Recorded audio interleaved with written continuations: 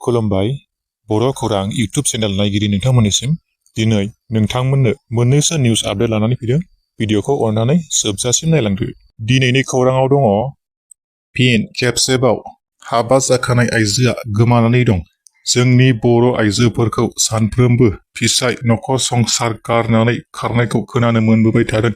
फिन आरो खनसेबाव 1 नं बुगिजुलि गामिनि शंकर बसुमतारीनि बिसि मायाश्री बसुमतारीया थांनाय 31 जानुवारि समनिफ्रायनो फिसाय आरो सानै उन्दै फिसाफोरखौ गारनानै बहाबा खारखोमाना दं होननानै मिथिनो मोननाय जादों।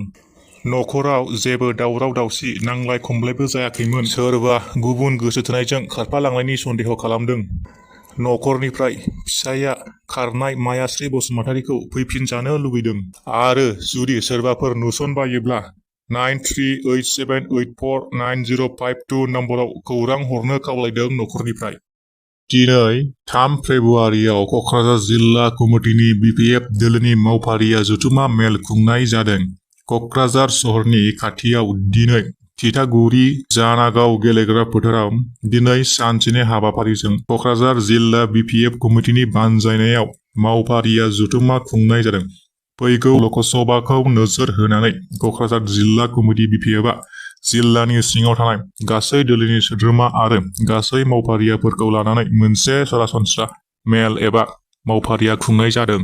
बे हाबाफारियावनो मिरु बिपिएफनि आफादगिरि हाग्रामा महिलारिजों लोगोसे बिपिएफ दोलोनि दैदेनगिरिफोर आरो कक्राझार जिल्लानि प्राइमारि थाखोनिफ्राय लानानै ब्लक थाखोनि गासै दैदेनगिरि सोद्रोमा मावथिफोरखौ लानानै खमैबो 50,000सो सुबुंफोर बाहागो लागोन आरो बे हाबाफारियावनो गुबुन गुबुन धोरोमारिफोरनि आरज गाबग्रा थानसालि खालामो जाहाथे बेयाव बयबो धोरोमारिफोरा आरज गाबनायजों बिपिएफ राजखान्थि हान्जाया सरकाराव फैफिननो हायो होनना मिथिहोदों। आरबिआइआ पेटिएमनि सुबिदाखौ बन्द खालामनायनि बाथ्रा फोसावदोंमोन, नाथाय पेटिएमनि गासै सुबिदाफोरानो जेबो बन्द जानाय नंलिया। फैगौ 29 फेब्रुवारिसिमाव आरबिआइआ पेटिएमनि गासै सुबिदाखौ बन्द खालामनायनि बाथ्रा फोसावदोंमोन, नाथाय पेटिएमनि गायसनगिरि बिजय शेखर शर्माआ मोनसे गेदेर खौरां फोसावनानै होबाय। आरबिआइआ नायबिजिरखांनायनि उनावबो पेटिएमआ जेबो सोलायनाय जानाय नङा आरो 29 फेब्रुवारिनि उनावबो सिगां जेरैबायदि सोलिदोंमोन बेबायदिनो सोलिबाय थागोन होनना बिथाङा फोसावनानै होदों। आटियाबारि फरेस्टआ हमनानै लाबोनाय मंगल थुदुखौ हगारनांगौनि नखरनि सुबुंफोरजों लोगोसे रायजोनि दाबि।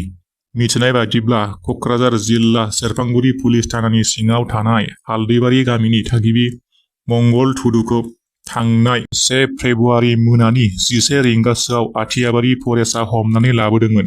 नखरनि सुबुंफोरजों लोगोसे रायजोफोरनि मिथिहोनाय बादिब्ला मंगल थुदुखौ बन लायनो थांनाय समाव आटियाबारि फरेस्टआ मावख'सालियाव हमनानै लाबोदोंमोन आरो दायो हमजानाय मंगल थुदुखौ नखरनिफ्राय लांनो फैनायाव आटियाबारि फरेस्ट मावख'सालियाव नुनो मोनैलाय बेनिनो हमजानाय मंगल थुदुखौ गावसोरनि आखायाव हगारफिननांगौ होनना दाबि दैखांदों रायजो राजाफोरा।